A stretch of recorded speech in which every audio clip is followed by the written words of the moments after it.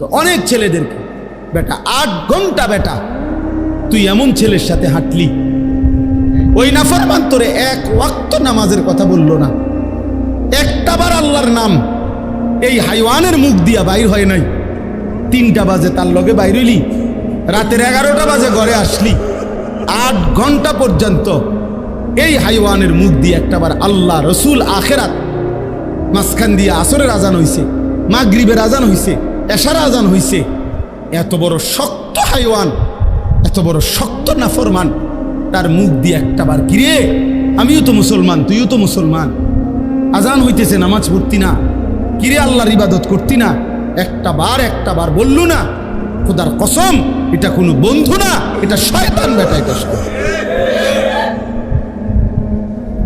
শয়তান, শয়তান, এটা শয়তান। ওই নারী শয়তান, ওই মেয়ে শয়তান, ওই ছেলে শয়তান বেটা, যে তোকে আল্লাহ চিনায়। ও আবার বন্ধু কিসের? ও কিসের বন্ধু? দুশ্মন। ও তো দুশ্মন, ও তো আদুব মুবিন, ও তো প্রকাশ্য শত্রু। এজন্য এটা খেয়াল করো। আল্লাহ বলছেন ওয়াল্লাযীনা আমানুল্লাযীনা, আমি পাগল হয়ে গেছি যেদিন এই আয়াত পড়ছি। আরে কয় কি আল্লাহ? আল্লাহ তো ভাঙ্গা কইছে, বাংলায় কইছে, এটা বাংলা আয়াত নয় যেন। এটা কি? না না, এটা বাংলা, আমি এটা নাজিল হইছে মনে বাংলা। এত সহজ কথা। ওয়াল্লাযীনা আমানুল্লাযীনা ইউকিমুনাস সালাহ, আল্লাহ বলছে মুমিনের বন্ধু হবে ওই মুমিন যে মুমিন নামাজি। লা তুসাহিব ইল্লা মুমিন, ইমানদার ছাড়া কাউকে বন্ধু বানায়ও না, নবী বলছে। লা ইয়াকুল মালাকা ইল্লা তাকী, মুত্তাকি ছাড়া কাউরে মহব্বত কইরা খাওয়াইও না। হুমকি দমকির ভয়ে সামাজিকতা রক্ষার্থে যদি কাউরে খাওয়াইতে হয় খাওয়াইলে আর কি, কলিজা দিয়া যে ভালোবাসা, এই ভালোবাসা দিয়া কোনো ফাসিকরে, কোনো নাফরমানকে খাওয়াইও না, নবী নিষেধ করছে। এই জন্য আলেম ওলামারে মানুষ কলিজা দিয়া খাওয়া। আপনি বিরোধিতা করলেও খাওয়াইব, আপনি পক্ষে থাকলেও খাওয়াইব। হ্যাঁ, আপনি না খাওয়াইলে নারী, আপনার মধ্যে 2-1 আঙ্গাল কাঙ্গাল না খাওয়াইলে কিচ্ছু দেন, আপনি বহন খান, আপনি বইয়ে বইয়ে চা দোয়ানে বিড়ি খান, যান। আপনার বদনাম দিয়া, আপনার সমালোচনা দিয়া ওলামায়ে কেরামের কিচ্ছু আসবে যাবে না। আছে না কিছু মানুষ সাহায্য, হ্যাঁ কি দাও হুজুর, কোনো কাম নাই হুজুর, একটা দাওয়াত, তো শুয়ে শুয়ে দাওয়াত কেমনে খাইতো তুমি বলে দাও বুড়া মিয়া। একটা দাওয়াত খাইতো নাকি? শুয়ে শুয়ে নি দাওয়াত খাইতো, তো আমনেরে দাওয়াত দেন, এটা আমার নি দোষ? কথা বলেন না কেন? আমনেরে মানুষে দাওয়াত দেয় না, এটা আমার নি দোষ? তো আপনি মসজিদে গিয়ে বলেন এটা মাইকে, যে দেশ এলাকাবাসী আপনারা যে এই যে ভুল করতেছেন, আমার মতো একজন উপযুক্ত লোককে খাওয়াচ্ছেন না। হ্যাঁ, কিতে পাইলেন আপনারা? এটা বিচারের কথা নেই।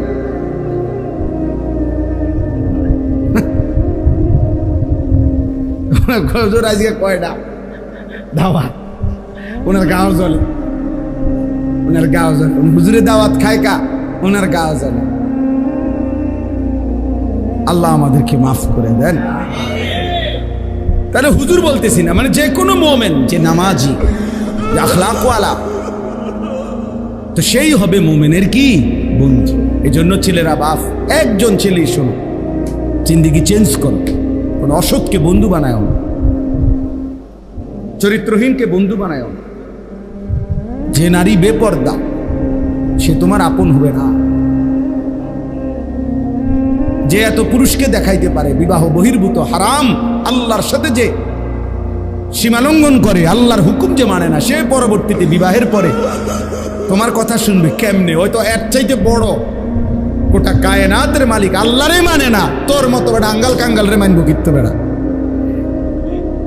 এই জন্য শেষ পর্যন্ত বেহায়া নারী, বেপর্দা নারী, 12 বছর সম্পর্ক বা 8 বছর 3 বছর, শেষ পর্যন্ত ফাসাদ লাথি।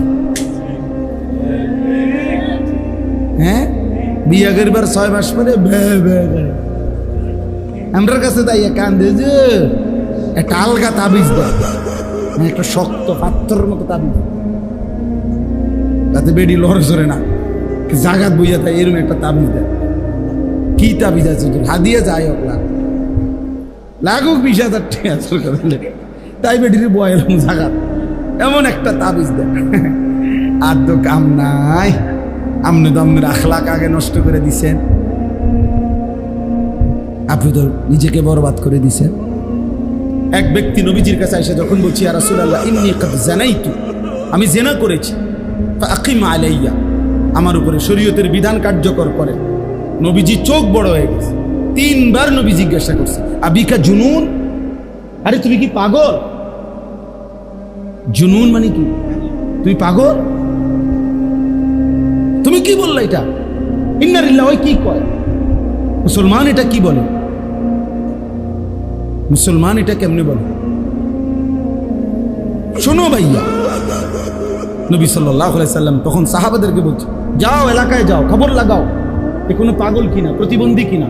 ওই কি কয়? হ্যাঁ বলে জিনা করছে। সাহাবীরা খবর নিয়ে আইসা বলছে ইয়া রাসূলুল্লাহ, না সে পাগল না, সে সত্যিকার অর্থেই জিনা করেছে। আল্লাহ নবী সাল্লাল্লাহু আলাইহি সাল্লাম তাহলে যাও তাকে পাথর মেরে মারো, এবং পাথর মারছে। যিনি রাহমাতুল লিল আলামিন, নবী কি কথা বোঝেন নাই? তিনি রাহমাতুল লিল আলামিন।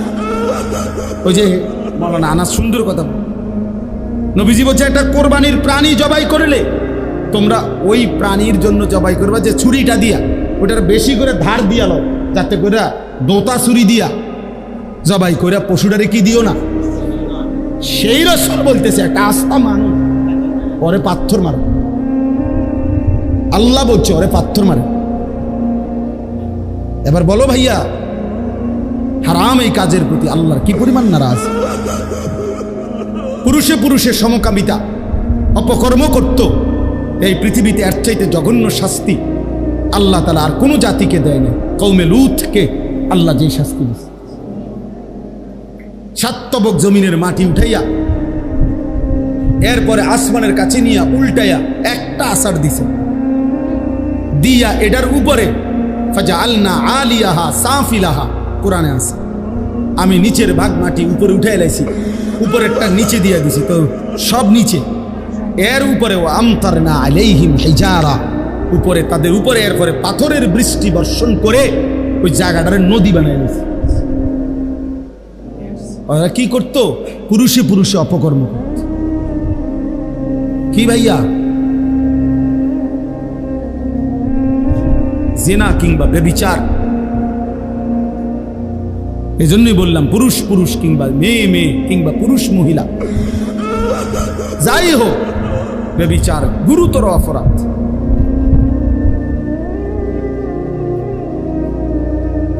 বাপসা সামনে দেখি এত বেশি আর কইতে পারলাম না, মনটা চাইল না আরো কইতে। সেদিন মাইলস্টোন স্কুল অ্যান্ড কলেজে ভিতরে নিরাপত্তার কি ঘাটতি ছিল? সিসি ক্যামেরা বন্ধ হয়ে গেছিল নাকি? এই কারণে বিমান বিধ্বস্ত হয়েছে।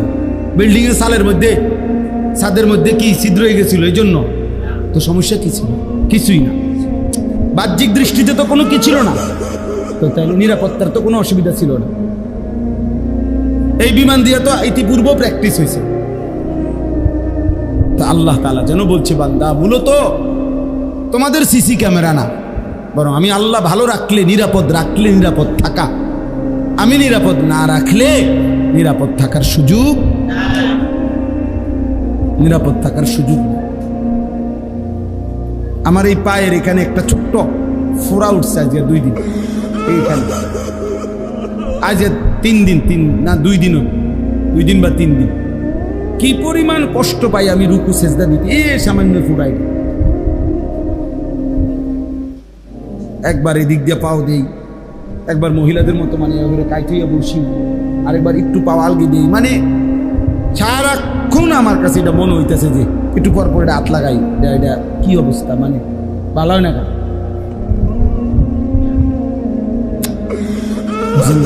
তাহলে মানে কি, আল্লাহ তাআলা 1 সেকেন্ডের জন্য তিনি ভালো না রাখলে ভালো থাকার কোনো সুযোগ নাই রে যুবক। মোবাইল তোরে ভালো রাখবে না রে বন্ধু, হারাম নারীর হাসি তোমারে ভালো রাখবে না রে বন্ধু। ও তোমারে ভালোবাসা ধোকা দিবে মূলত, কারণ ওর ওই ভালোবাসা তো ভালোবাসাই না, ও তো যে না। আর গুনাহ তো কোনোদিন কাউকে সুখ দেয় না।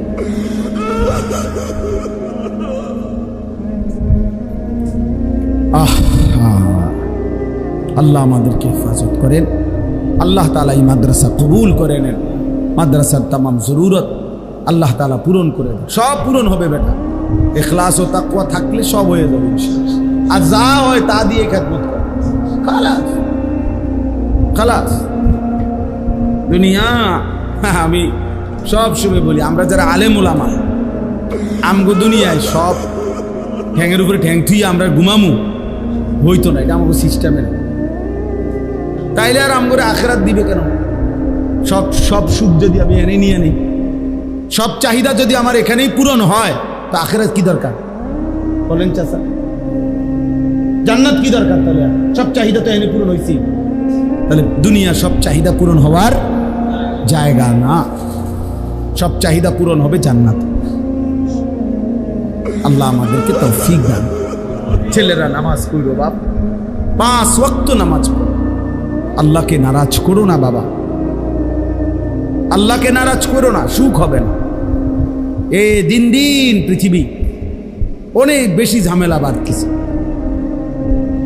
কত কিছু যে আধুনিকতা, কত প্রযুক্তি, অবাক অবাক অবাক।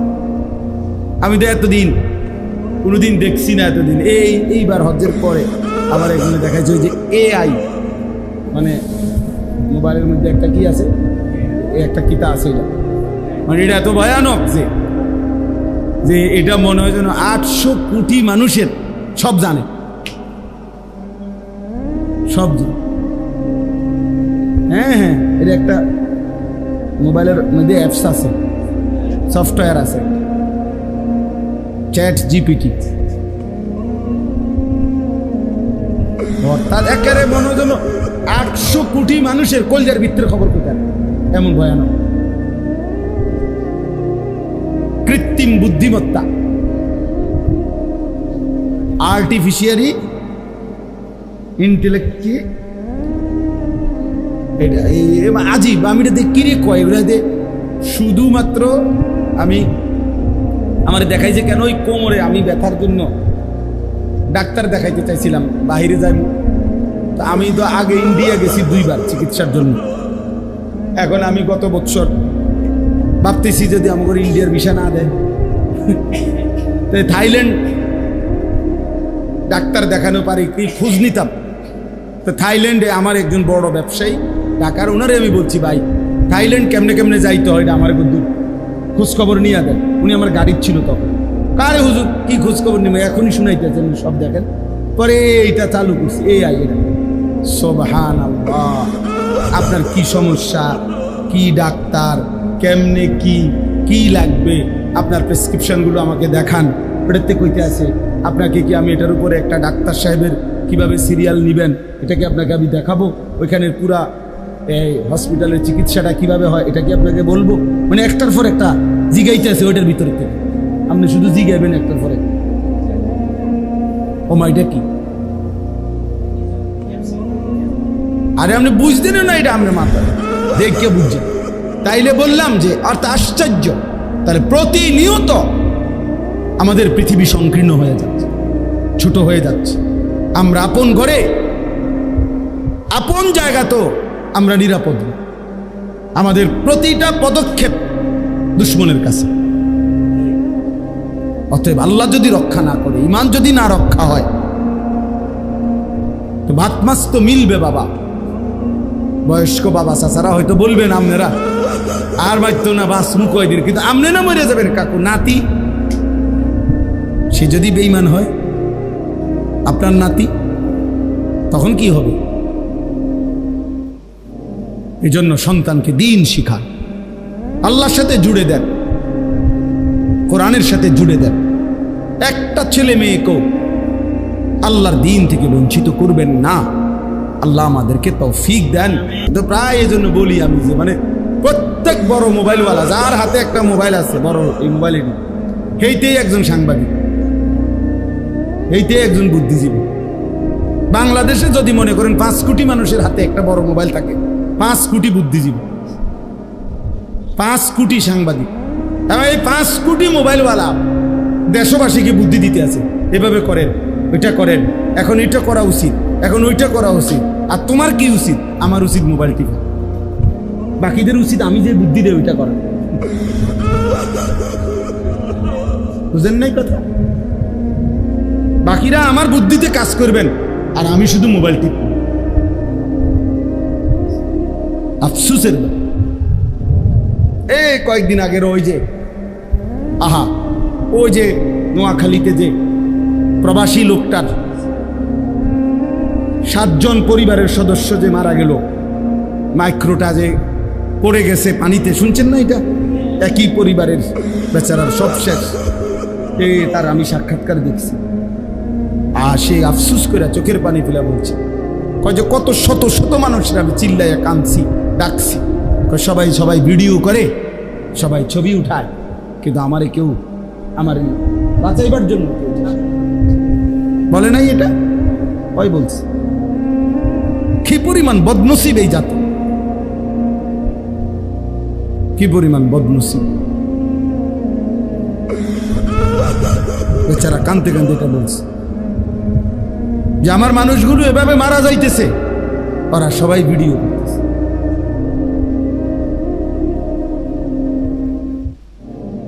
আল্লাহ আমাদেরকে হেফাজত করে। মাইলস্টোনের খবরের সময় আসছে না যে আপনার পানির বোতলের দাম দিয়ে 600 টাকা। কত বড় জালেম, কত বড় নিকৃষ্ট জানোয়ার, মানুষরূপী জানোয়ার, কত বড় নিকৃষ্ট বলে। রিক্সা ভাড়া ডাবল নেও না, অগ্নিদগ্ধ ছেলেটারে উঠাইতেও চায় না, ভাড়া দিব কে? তুই মরে গেলে আমার কি, আমার ভাড়া দরকার। আরবি ভাষার একটা গুরুত্বপূর্ণ প্রবাদ, তোমারও দোষ আছে, মানুষেরও চোখ আছে, এটা আরবিতে বলে আর কি। ওয়াফিকা উয়ুবুন, তোমার মাঝেও দোষ আছে, ওয়ালিন্নাসি আয়ুনুন, মানুষেরও কি আছে? চোখ। মানুষ দেখতে ভুল করেন। হ্যাঁ, আপনি বইয়া সাদওয়ানে বিড়ি খাবেন, মানুষ আপনার আল্লাহু আকবার চাচার মতো জুনায়েদ বাগদাদি আর নাই। মানুষে বেকুব, মানুষে ভাত খায় না, মানুষে জিরা খায়। হ্যাঁ, এই জন্য ভালো কাজ করা, নেক কাজ করা। তা আমি বলতেছিলাম যে এই ছোট্ট মাদ্রাসায় মাওলানা আনাস গড়ছে, ফিকির করছে দ্বীনের জন্য। আল্লাহ তাআলা যেন এটুকু ভালো কাজে উত্তম বিনিময় দেন। ইখলাস ও তাকওয়া, আমার শায়খ আল্লামা মুফতি মুশতাকুর নবী কাসেমি হুজুর সব সময় বলে, ইখলাস ও তাকওয়া মানে এক হলো আল্লাহর জন্য, দুই হলো গুনাহমুক্ত। তাকওয়া মানে গুনাহমুক্ত, আর ইখলাস মানে আল্লাহর জন্য। দুই জিনিস যদি ঠিক মতো হয় বিফলে যাবেন। দুই জিনিস যার মধ্যে নাই, 30 বছর পরে হইল ঠিকবেন, 100 বছর পরে হইল এটা কি হয়? ইখলাস ছিল না, নয়তো তাকওয়া ছিল। গুনাহমুক্ত, গুনাহমুক্ত হিসাবে 2 নম্বর, আখলাকে 2 নম্বর, সুদূর বুদুর, খালাস। 2-4-10 বছর 20 বছর খুব রমরমা গেছে, এরপরে শেষ। এই জন্য ইখলাস ও তাকওয়া যে কোনো নেক আমল করলে এটা পৃথিবীতে টিকে থাকে। ফাআম্মা যাবাদু ফায়াযহাবু জুফাআন ওয়া আম্মা মা ইয়ানফাউন নাস ফায়ামকুসু ফিল আরদ। কোরআন শরীফের আয়াত। আল্লাহ বলছে যেটা ফেনা সেটা পারে গিয়ে শুকিয়ে যায়। সমুদ্রের এই উথাল পাতাল ঢেউয়ের মুখে যেই ফেনা হয় সাদা, এটা বারবারই পারে আইসা বাড়ি খাইয়া শুকায় যায়, হারায় যায়, পানি থাইকে যায়, ফেনা মিলিয়ে যায়, শুকিয়ে যায়। কিন্তু যেটা উপকারী পানি সেটা থেকেই যায়। ফায়ামকুসু ফিল আরদ, ওটা জমিনে থাকে। এজন্য কারো 1200 বছর আগের, 1000 বছর আগেরও খেদমত আজও পৃথিবীতে আছে। ওই যে আল্লাহ তাআলা কবুল করে নিছেন।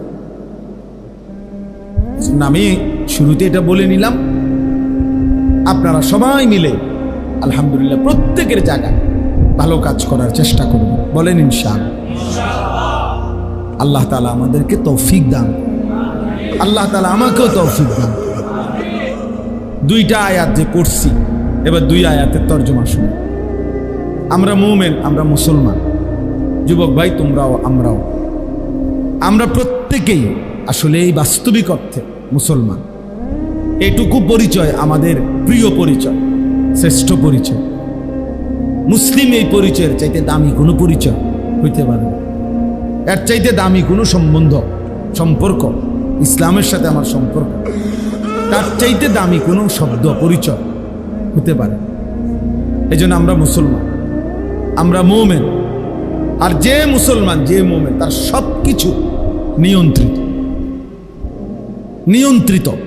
অর্থাৎ আমার হাসি কান্না, আনন্দ বেদনা, আবেগ অনুভূতি, আচরণ উচ্চারণ, চাল চলন, লেবাস পোশাক, চুল চেহারা, কথাবার্তা, ভালোবাসা বিরোধিতা, আমি পক্ষে থাকা বিপক্ষে যাওয়া, সব কিছুই আমার বাজার ব্যবসা, আয় রোজগার, আমার জিন্দিগির সেকেন্ড টয়লেট বাথরুম পেশাব পায়খানা সর্বকিছুই নিয়মের অধীন। যেহেতু আমি মুসলিম, যেহেতু আমি মুমিন, এই কথা আমাদের এটা বোঝা উচিত। এই বাঁধন থেকে যে ছুটে যায়, নিয়মের অধীনে যে ছুটে যায়, এই বাঁধন থেকে বাস্তবিক অর্থে সে আর মানুষ থাকে না। নফসের তাবেদার, শাহওয়াতের তাবেদার, মনের চাহিদার তাবেদার, মনের খেয়াল খুশির অনুসরণকারী। বারবার আমি কোরআনের মধ্যে আছে, বারবার আমি বলি যে সে মানুষ না। আল্লাহ তাআলা বলছে তাকে ফামাসালুহু কামাসালিল কালব, সে কুত্তার মতো। কোরআন শরীফের আয়াত, কালব সে কুকুর, কালবুন অর্থ কুত্তা, কুকুর। আল্লাহ বলছেন যে মনের ইচ্ছা মতো চল, আমার মনে যা ভাল লাগে, আমি যখন যেটা যেখানে দেখি, যখন যেটা আমার চয়েস হয়, সেটাই আমার চলার গতি। আমি সুনির্দিষ্ট কোনো কারো নিয়ম পদ্ধতি শরীয়ত বিধান আমি মানি না। আল্লাহ তাআলা বলছে এমন মানুষ মূলত মানুষ না, সে কুকুরের মতো। প্রতিটা ভালো আয়োজন, এখানে একটা সুন্দর কথা লিখছে, প্রতিটা ভালো কাজ একটি দান, সাদাকা, কুল্লু মারুফিন সাদাকা। নবী সাল্লাল্লাহু আলাইহি সাল্লাম বলছেন প্রত্যেকটি নেক কাজ সাদাকা, এক একটা দান। এজন্য যে যেখানে যেভাবে আছে প্রত্যেকেরই উচিত ভালো কিছু করার চেষ্টা করা, ভালো কিছু করার চেষ্টা, ভালো কিছু করার চেষ্টা, এটা প্রত্যেকের মধ্যে মুমিন মুসলমান হিসাবে সত্তাগতভাবে থাকা উচিত। আল্লাহ নবী সাল্লাল্লাহু আলাইহি ওয়াসাল্লাম হাদিসের মধ্যে এটা খুব উৎসাহ করেছে। নবীজি বলছেন তুমি প্রয়োজনে ওয়ালাউ আন তুফরিগা মিন দালউইক, মানে আরেকজন লোক, তুমি আগে এক বালতি পানি নিছো, এখন একজন লোক আসছে আরেকটা বালতি পানি নিবে। এখন হতে পারে ওই লোকটা দুর্বল, তো নবী সাল্লাল্লাহু আলাইহি ওয়াসাল্লাম বলেন তোমার বালতির পানিটা ওরে দিয়ে দাও ঢাইলা, তুমি আবার নতুন এক বালতি পানি নিয়ে নিলা, যে তোমার সবল। আল্লাহ নবী সাল্লাল্লাহু আলাইহি ওয়াসাল্লাম বলেন এইটুকু ভালো কাজ যে নিজের বালতি থেকে তার বালতিটা পুরাইয়া দিলা, এটাও সাদাকা, এটাও আল্লাহর রাস্তায় সাদাকা করার সওয়াব মিলে।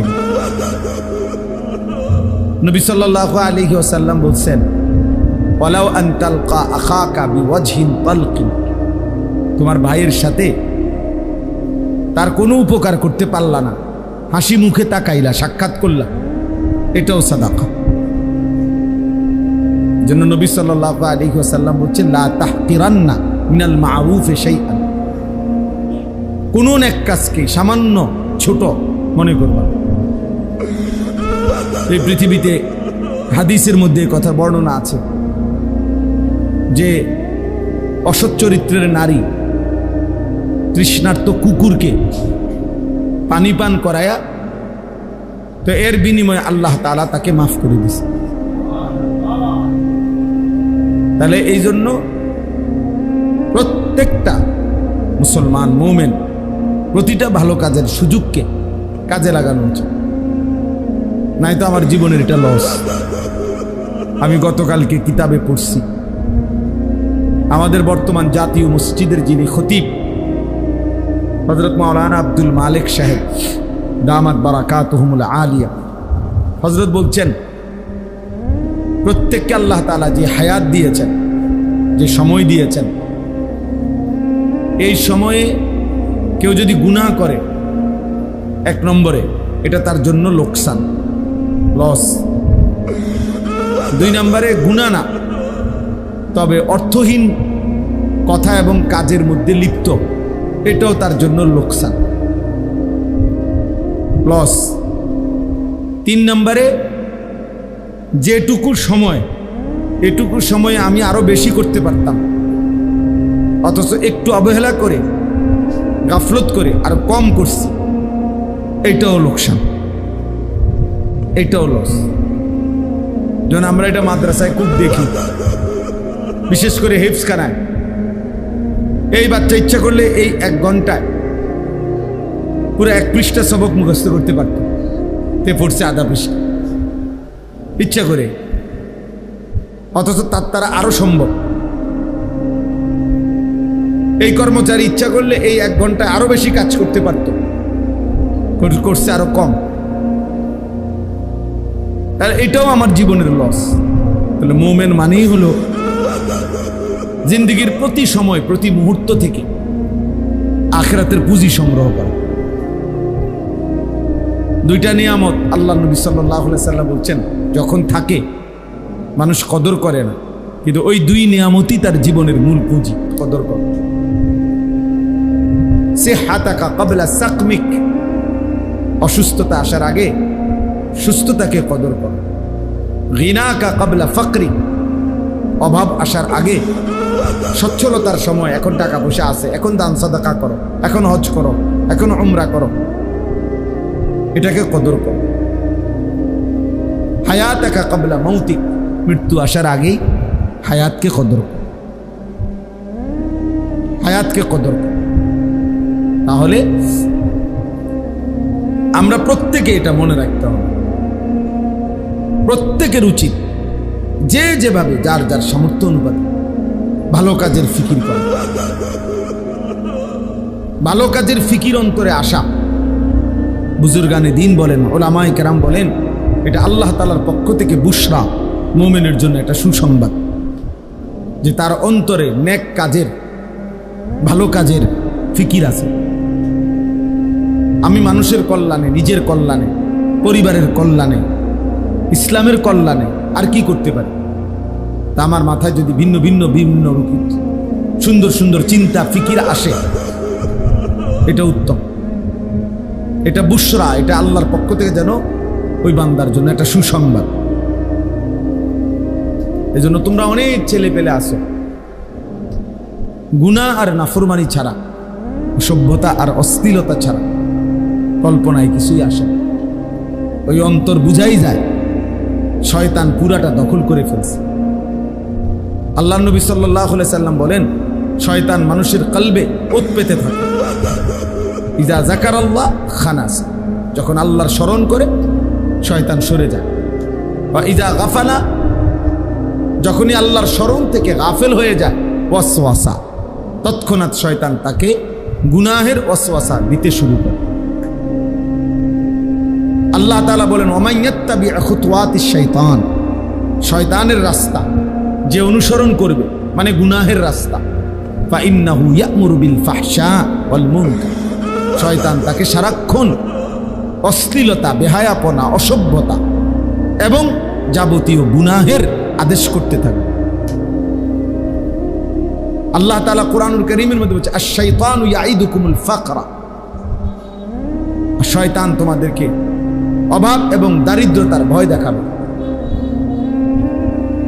এবং ওয়ায়ামুরু বিল ফাহশাই ওয়াল মুনকার, অশ্লীলতার, বেহায়াপনা, গুনাহের কাজের আদেশ করবে।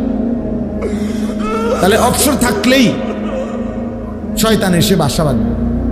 আর তখন শয়তান যারে ধরতে পারে তাকে সে শুধুই অসভ্যতা, অশ্লীলতা। শয়তানের প্রথম কুমন্ত্রণা কি? শয়তানের প্রথম কুমন্ত্রণা হলো নারীকে কেন্দ্র করে গুনাহ। এটা মনে রাখবেন, জোয়ান হোক বুড়া হোক। শয়তানের কাছে যে ধরা খায়, শয়তানের কাছে যে নিজেকে সঁপে দেয়, শয়তান মানুষকে দিয়ে প্রথম কি করাইতে চায়? নারীকে কেন্দ্র করে গুনাহ করাইতে চায়। এই জন্য বুড়া মানুষ চা দোকানে গেলেই উনি বসে বসে টেলিভিশনে দেখে, অথচ বুড়ো হয়ে ওনার জানে ওনার শরীরে টেম্পার নাই, ওনার কোনো জওয়ানি নাই, কিন্তু এরপরেও উনি এই নারীর ছবি, নাচ, গান নির্লজ্জ বেহায়ার মতো তাকায় তাকায় দেখে, তাকায় তাকায় দেখে। শয়তান তাকে এমন নির্লজ্জ বানায় দিছে যে তার নাতির সমবয়সী, ছেলের সমবয়সী ছেলে পেলেও আশেপাশে থাকে, কিন্তু বুড়া মিয়া এমন অসভ্য, এমন লজ্জা শরমহীন যে ওনার হায়াও লাগে না যে আমি কার সামনে বেড়ি চাই।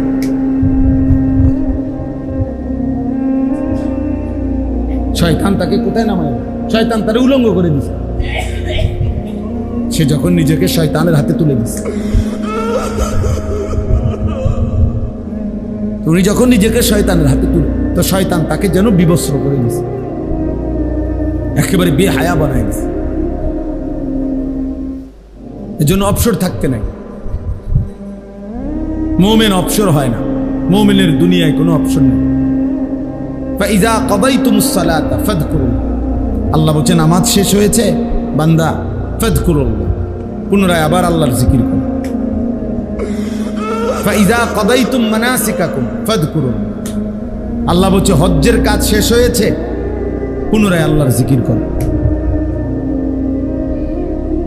ওয়ালিতুকমিলুল ইদ্দাতা ওয়ালিতুকাব্বিরুল্লাহ, রমজান মাসের রোজা গুনে গুনে পুরা মাস শেষ হয়েছে, আল্লাহ বলেন শেষ করো রোজা মাস, শেষ হলেই ওয়ালিতুকাব্বিরুল্লাহ, আল্লাহ তাআলার তাকবীর, আল্লাহু আকবারের তাসবিহ পড়তে থাকো।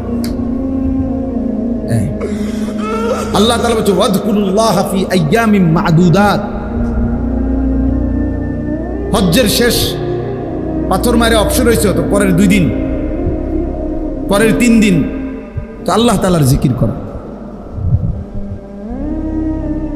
আইয়ামুত তাশরীক হিয়া আকলু ইয়াউমু আকলিন ওয়া শুরবিন ওয়া যিকরিন, নবীজি বলছেন কুরবানির এই 3 দিন, আইয়ামে তাশরীকের এই দিনগুলো খাও, পান করো, তবে সাথে আল্লাহর জিকির করো।